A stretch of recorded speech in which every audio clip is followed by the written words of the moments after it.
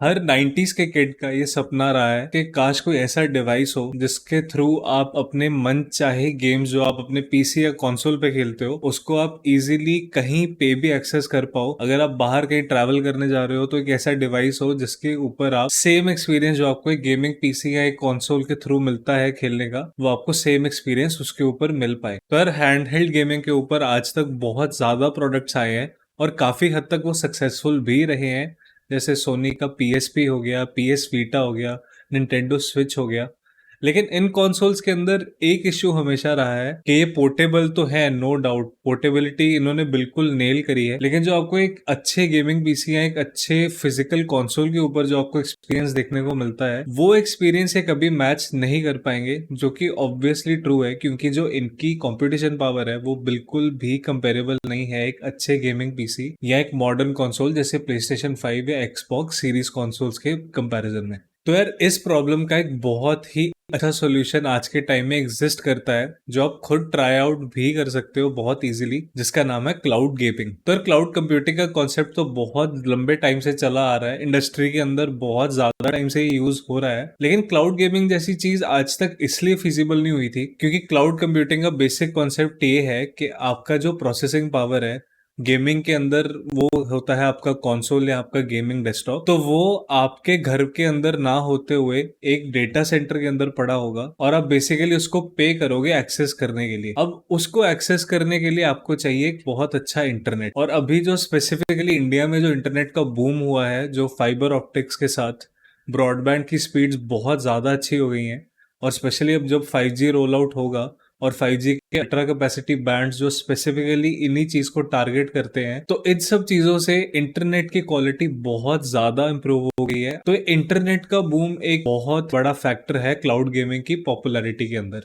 तो यार आप क्लाउड गेमिंग को किसी भी डिवाइस के ऊपर एक्सेस कर सकते हो, बीट योर मोबाइल फोन, आपका टैबलेट, किसी भी टाइप का लैपटॉप हो, क्रोमबुक हो, विंडोज लैपटॉप हो, मैकबुक हो, आपका कोई 10 साल पुराना पीसी हो, 10 साल पुराना लैपटॉप हो, एक स्मार्ट टीवी हो, क्योंकि ये बिल्कुल वैसा ही है जैसे आप नेटफ्लिक्स किसी भी डिवाइस पे एक्सेस कर पाते हो क्योंकि आप एक सिर्फ मूवी स्ट्रीम कर रहे हो। सेम केस है क्लाउड गेमिंग के अंदर, आप एक गेम बेसिकली जस्ट स्ट्रीम कर रहे हो बिल्कुल एक मूवी की तरह। लेकिन डेफिनेटली सबसे ज्यादा जो डिवाइस सेंस बनाता है क्लाउड गेमिंग के लिए वो है आपका मोबाइल फोन, क्योंकि मोबाइल फोन के पास इंटरनेट के साथ कनेक्ट करने के लिए दो ऑप्शंस रहते हैं। एक तो आपका हो गया सिम, आपका सेलुलर डेटा, और सेकंड हो गया आपका वाईफाई। और मोबाइल फोन एक कंप्लीट पैकेज है क्योंकि उसके अंदर एक स्क्रीन रहती है, आपके स्पीकर्स रहते हैं और इंटरनेट के साथ कनेक्टिविटी बहुत ही ज्यादा रोबस्ट होती है। तो एक ऑल इन वन पैकेज बन जाता है क्लाउड गेमिंग को एक्सेस करने के लिए। लेकिन मोबाइल के अंदर एक इशू है जो कि बहुत बड़ा मेन इशू होता है गेमिंग के लिए, वो है इनपुट कंट्रोल्स। तो मोबाइल का जो डिफॉल्ट कंट्रोल होता है वो टच बेस्ड होता है, और अगर आप टच बेस्ड कंट्रोल्स के थ्रू गेम को एक्सेस करने की कोशिश करो तो कंसोल और पीसी गेम्स के अंदर कंट्रोल्स इतने ज्यादा कॉम्प्लेक्स होते हैं, इतने ज्यादा बटन्स होते हैं, तो वो 50% ऑफ आपके मोबाइल फोन की स्क्रीन स्पेस को घेर के रख लेगा। तो यार इस प्रॉब्लम को सॉल्व करने के लिए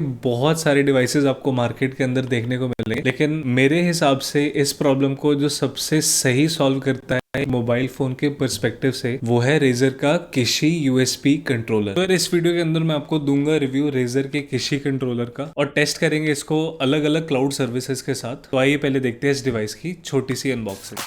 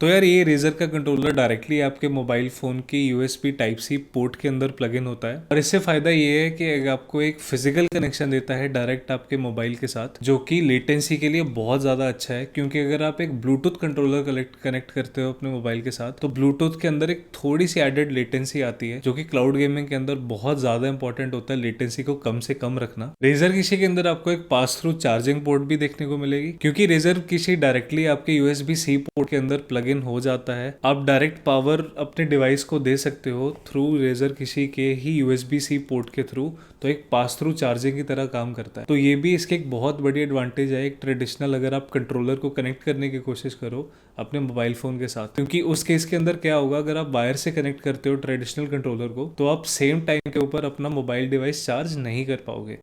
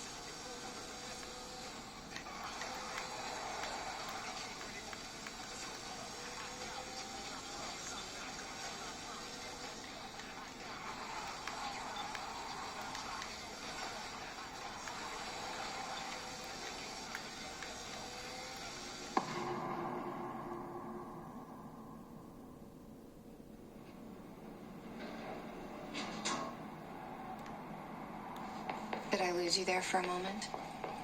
You know what's on my mind. My baby brother, Dylan. 17 years since the men of this bureau took him. Shit. Shit. Things have quieted down outside. Is it safe to go? You can't let them.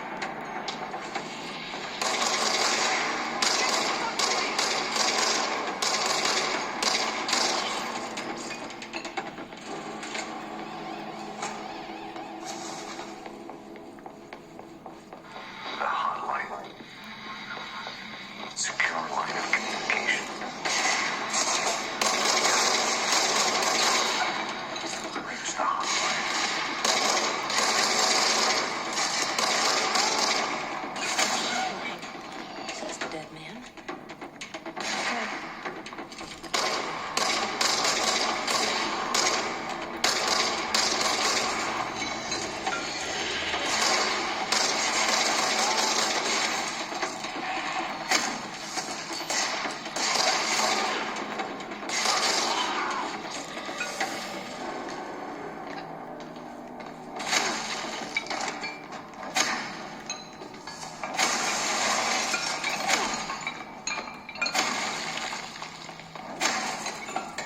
Name's V. And what? No, pleased to meet you. I'm truly honored to meet you. You got any biz? Call me.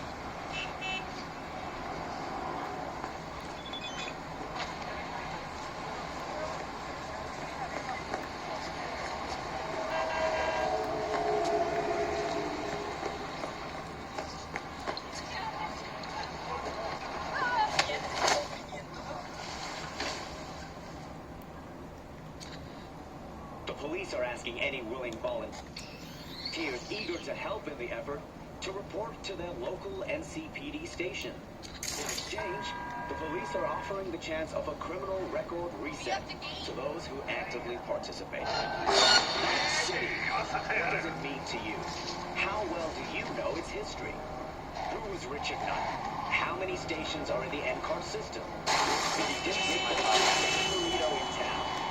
The answers to these questions and more can be found at the address at the bottom of your screen.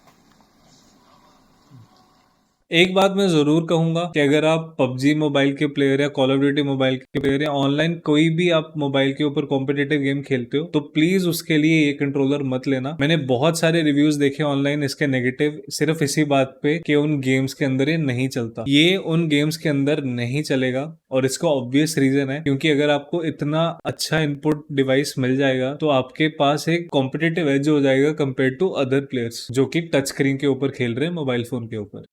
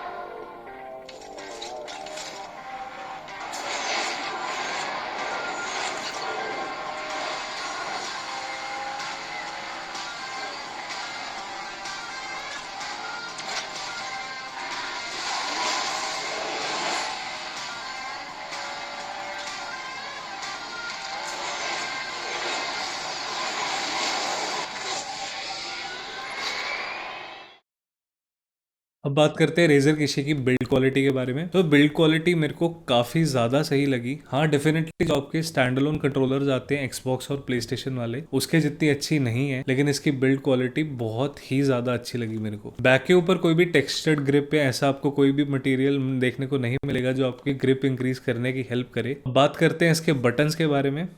तो यार जो joysticks हैं वो बहुत ही ज़्यादा अच्छी quality की हैं। मुझे बहुत अच्छा लगा कि फुल कंट्रोलर की फुल साइज जॉयस्टिक्स यूज़ कर रहा है, ना कि एक छोटी जॉयस्टिक्स जो कि यूजुअली आपको चीप कंट्रोलर्स के अंदर देखने को मिलती है। डी पैड की बात करूं तो हाँ, ये थोड़ा मशी साइड पे है डेफिनेटली, लेकिन पर्सनली मेरे लिए कोई ज़्यादा कंप्लेंट का इशू नहीं रहा है ये। और जितनी भी गेम्स के अंदर डी पैड की मेरे को यूज़ पड़ी थी उसके अंदर काफ़ी रिस्पॉन्सिवली और काफ़ी एक्यूरेटली काम किया। एक्स ए वाई बी बटन्स की क्वालिटी मेरे को थोड़ी सी डिसअपॉइंटिंग लगी। अगर आप नॉर्मल किसी भी कंट्रोलर के ऊपर आप इन बटन्स को ट्राई आउट करो तो बहुत ही क्लिकी फीडबैक देते हैं, लेकिन रेजर किशी के अंदर आपको बिल्कुल डी पैड की तरह ही बहुत ही एक मशी सा एक्सपीरियंस देखने को मिलेगा। अब बात करते हैं शोल्डर बटन्स के बारे में। L1 R1 बटन इसके एक्सेप्टेबली क्लिकी हैं, लेकिन डेफिनेटली L1 R1 का साइज थोड़ा मेरे को छोटा लगा। ये जो L1 R1 के ऊपर आप स्पेस देख सकते हो खाली, इसके ऊपर अगर इनको एक्सटेंड कर दिया जाता तो एक बेटर हैंड प्लेसमेंट की भी ये बटन बन सकते थे। अब बात करते हैं मेरे अकॉर्डिंगली इस कंट्रोलर का सबसे जो वीकेस्ट पॉइंट है वो है इसके L2 R2 ट्रिगर बटन। तो यार जनरली आप कभी भी एक्सबॉक्स या प्ले स्टेशन के कंट्रोलर को यूज करके देखो तो उनका एक बहुत ही एक smooth L2 R2 trigger button होता है, लेकिन मुझे नहीं पता ये मेरे ही डिवाइस के साथ इशू है, लेकिन मैंने ऑनलाइन भी पढ़ा तो काफी लोगों ने इसके बारे में कंप्लेंट की है। तो इसका एक तो जो स्प्रिंग है वो थोड़ा सा ज्यादा टाइट है, तो आपको प्रेस करने के लिए थोड़ा ज्यादा फोर्स लगाना पड़ता है, और जो इसका स्प्रिंग वाला एक्शन है वो बिल्कुल